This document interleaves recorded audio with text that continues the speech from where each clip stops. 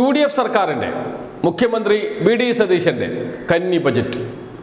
UDF സർക്കാരിൻ്റെ കന്നി budget എന്ന് പറയുമ്പോൾ 5 വർഷത്തെ കേരള ഭരണം ഏത് രീതിയിലാണ് മുന്നോട്ട് പോകുന്നത് എന്നത് വിളിച്ചു പറയണം. അത് വിളിച്ചു പറഞ്ഞിട്ടുണ്ട് ബജറ്റിൽ. അക്കാര്യത്തിൽ വി.ഡി. സതീശനെ നമുക്ക് അഭിനന്ദിക്കാം. കാരണം എന്താണ് ലക്ഷ്യമെന്ന് അദ്ദേഹം വ്യക്തമാക്കുന്നുണ്ട്.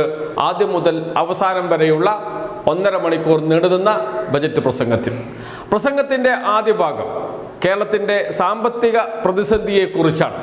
കേന്ദ്രത്തിൽ നിന്ന് കിട്ടാനുള്ള തുക അത് കുറച്ച് കാണിച്ചത്, മുൻ സർക്കാരിൻ്റെ പരാജയങ്ങൾ, സാമ്പത്തിക രംഗം കൈകാര്യം ചെയ്തതിൻ്റെ പാളിച്ചകൾ, ഇതൊക്കെ ആദ്യ ഭാഗത്ത് പറയുന്നുണ്ട്. ഏകദേശം 10 മിനിറ്റോളം അക്കാര്യം പരാമർശിക്കുന്നുണ്ട് വി.ഡി. സതീശൻ. എന്നാൽ അവിടെ എവിടെയും കേന്ദ്ര സർക്കാരിനെതിരെ ഒരു വാക്ക് പറയുന്നില്ല. കേന്ദ്ര സർക്കാർ കേരളത്തിന് നൽകേണ്ട വിഹിതം വെട്ടിക്കുറിച്ചതിനെ കുറിച്ച് പറയുന്നില്ല. കേന്ദ്ര സർക്കാർ വിവിധ സ്കീം പദ്ധതികളുടെ പണം പിടിച്ചുവെക്കുന്നതിനെ കുറിച്ച് പറയുന്നില്ല. PM-ശ്രീ പദ്ധതി കേരളത്തിൽ വലിയ ചർച്ചയായി നിൽക്കുന്ന ഘട്ടമാണ് എന്നോർക്കണം. ആ സമയത്ത് പോലും കേന്ദ്ര സർക്കാർ കേരളത്തിൻ്റെ വിഹിതം പിടിച്ചുവെക്കുകയും നൽകാതിരിക്കുകയും വെട്ടിക്കുറക്കുകയും ചെയ്യുന്ന രീതിയെക്കുറിച്ച് ഒരക്ഷരം പറയുന്നില്ല. കേന്ദ്ര സർക്കാരിനെതിരെ ഒരു വാക്കുപോലും പറയുന്നില്ല എന്ന് പറഞ്ഞാൽ ചിലപ്പോൾ വിമർശനം ഉയർന്നു വരാം. ഒരു ഘട്ടത്തിൽ പറയുന്നുണ്ട്.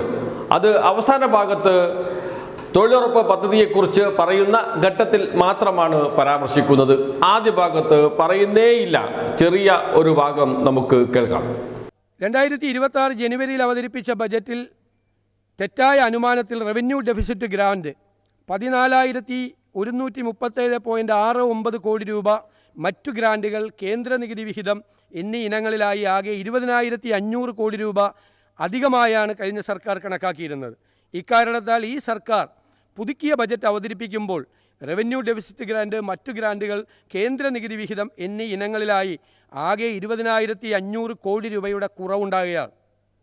പ്രതീക്ഷിത വരുമാനത്തിലുണ്ടായിട്ടുള്ള ഈ ഗണ്യമായ കുറവ് കണക്കിലെടുക്കാതെയാണ് പദ്ധതി അടങ്കൽ 35,750 കോടി രൂപയായി മുൻ സർക്കാർ നിശ്ചയിച്ചിരുന്നത്.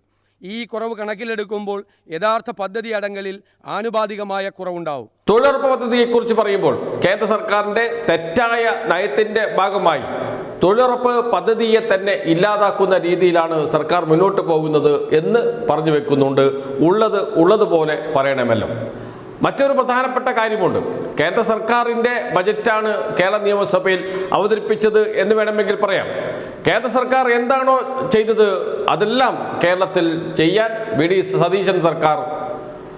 സതീശൻ സർക്കാർ തയ്യാറാകുന്നു എന്നതാണ് ബജറ്റ് സൂക്ഷ്മമായി നിരീക്ഷിച്ചാൽ മനസ്സിലാക്കുക.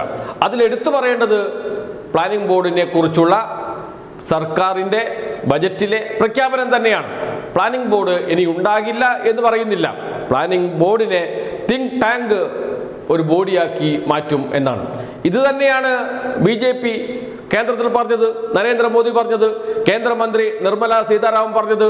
പ്ലാനിംഗ് ബോർഡിനെ ഇല്ലാതാക്കുന്നതിന് വേണ്ടി പകരം നീതി ആയോഗിനെ കൊണ്ടുവരുന്നതിന് വേണ്ടി എന്താണോ BJP നേതൃത്വം പറഞ്ഞത് അത് തന്നെയാണ് കേരളത്തിൽ ഇപ്പോൾ വി.ഡി. സതീശൻ സർക്കാർ പറയുന്നത്. ധനകാര്യമന്ത്രിയുടെ വി.ഡി. സതീശൻ്റെ ബജറ്റ് പ്രസംഗത്തിലും പറയുന്നത് പ്ലാനിംഗ് ബോർഡിന് പകരം ഒരു തിങ്ക് ടാങ്ക് ഉണ്ടാക്കും എന്ന് കേൾക്കാം. മഹാത്മാഗാന്ധി തൊഴിലുറപ്പ് പദ്ധതി ആയിരുന്നപ്പോൾ സംസ്ഥാന വിഹിതമായി നൽകേണ്ടിയിരുന്നത് ഏകദേശം 250 കോടി രൂപയായിരുന്നു. എന്നാൽ കേന്ദ്ര സർക്കാരിൻ്റെ തെറ്റായ നയം കാരണം ഇത് 2,090.96 കോടി രൂപയായി ഉയർന്നിട്ടുണ്ട്. ഈ ജനകീയ പദ്ധതി തുടർന്നും നടപ്പിലാക്കുന്നതിന് ആദ്യഘട്ടം എന്ന നിലയിൽ 1,422.60 കോടി രൂപ സംസ്ഥാന വിഹിതമായി വകയിരുത്തുന്നു. അപ്പോൾ കേന്ദ്ര സർക്കാരിനെതിരെ വിമർശനമില്ല.